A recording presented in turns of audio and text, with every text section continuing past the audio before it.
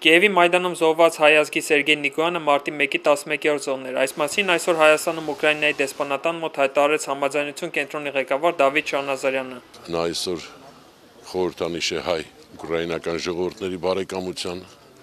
եւ մեր ընդհանուր պայքարի դեմ բռնապետության։ Սերգեյ Նիկոյանի հիշատակը հարգելու Ուկրաինայի ժողովրդի պայքարը ողջունելու համար այսօր այդ երկրի դեսպանատան մոտ հավաքվել են մի խումբ քաղաքական, հասարակական գործիչներ, ինչպես նաև շարքային քաղաքացիներ։ Կիևի կենտրոնում տեղի ունեցող իրադարձություններում նրանք 2008 թվականի մարտի 1-ի երևանյան դեպքերի ձեռագիրն են տեսնում։ Ուկրաինայի իշխանությունները ըստ էության գնում են Ռոբերտ Քոչարյանի մարտի 1-ի գծած ճանապարհով։ Նույն քրեաօլիգարխիկ իշխանության հանցավոր գործունեությունը մենք դրա միջով անցել ենք։ Այսօր ուկրաինական ժողովուրդն է այդ ցավագին փորձառության միջով անցնում։ Ակցիայի մասնակիցները վստահ են, որ Մաքսային միության դեմ ոտքի կանգնած Ուկրաինայի պայքարն իր շարունակությունն է գտնելու նաև Հայաստանում։ Հայաստանի հասարակությունը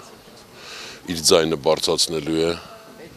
եւ Հայաստանը վերականգնելու է իր պետականությունն ու ինքնիշխանությունը։ Բոլոր գործընթացները տանում են նրան, որ հայ ժողովուրդը նույնպես պատրաստվում է ոտքի կանգնել։ Ես կարծում եմ, որ